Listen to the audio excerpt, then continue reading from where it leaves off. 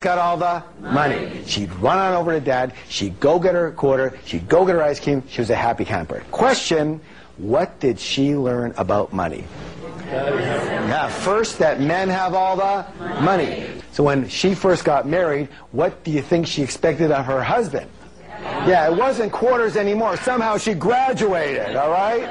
What's the second thing she learned? That women what? Women don't have money. Mom, the deity, the model, didn't have any money. Therefore, the way for a good woman to be is not to have any money. And to validate that way of being, she had to do what? Get rid of any money that she had. And money, of course, was the only thing that she and her husband ever fought about. And it almost cost them their marriage. Thank goodness they used our program and completely reconditioned each of their own money blueprints. And more importantly, they learned how to create a third blueprint that worked for their relationship. And they've never had another financial disagreement since. So here's the big question. What is your current money blueprint set for? Well, how can you tell? Simple. Look at your results. Look at the fruits. That will tell you what the roots are set for. Look at the house. That will tell you what the blueprint looked like. Let me put it this way. If the temperature in the room is set for 72 degrees, chances are the thermostat is set for how much, guys? 72. Now here's where it gets interesting. Is it possible, because it's really cold outside and the windows are open, that the temperature in that room could, say, go down to 65 degrees? Yes, but what will eventually happen? That thermostat will kick in and drive that temperature right back to 72. Yes or yes? Yes. Now, is it possible, because it's very hot outside and the windows are open, that the temperature in that room could, say, get to 77 degrees? Yes, but what will eventually happen? The thermostat will kick in and drive that temperature right back to 72. Meaning that the only way to permanently, what's the word, please? Permanently change the temperature in that room is to change that what? Thermostat. And the only way to permanently change your financial life is to change your financial thermostat, otherwise known as your money blueprint. Now, when we come back, I will show you how wealthy people think very differently than most others and how to adopt those ways for you to reach your full financial potential. So stay with me.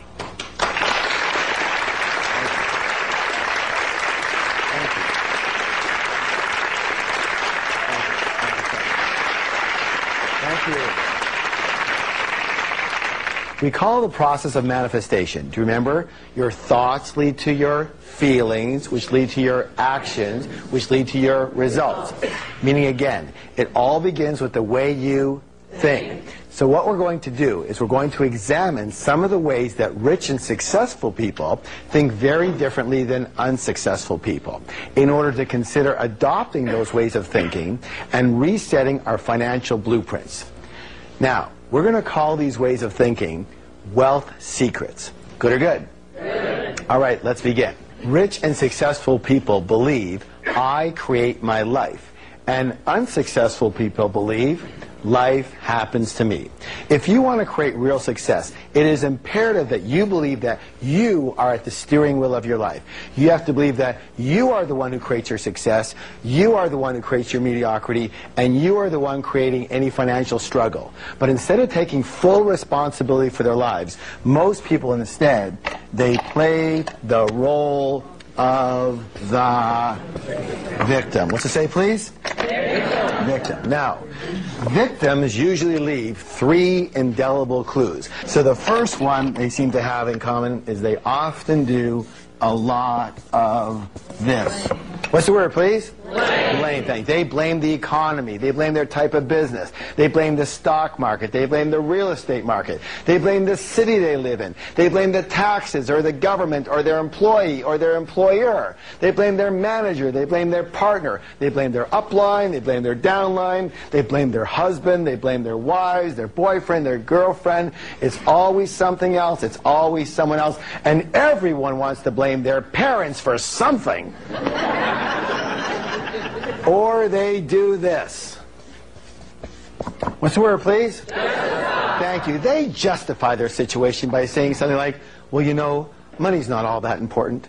Well, let me ask you a question.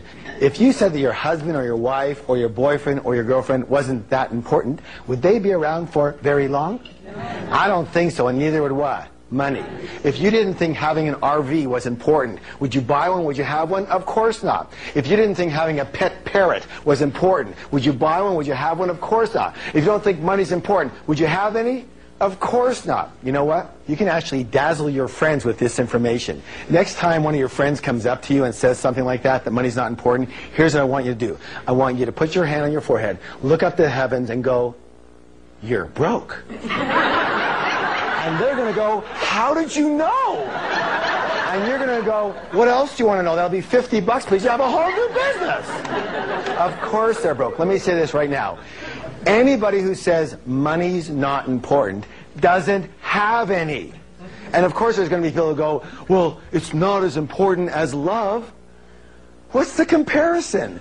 You know, what's more important, your arm or your leg? Maybe they're both important in what they do, yes or yes? Yes. All right. Now, here's the next one. The third one is this.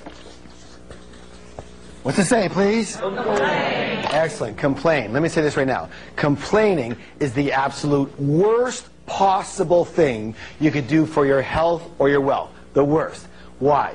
There's a universal principle that says, what you focus on expands. Would you please repeat that with me?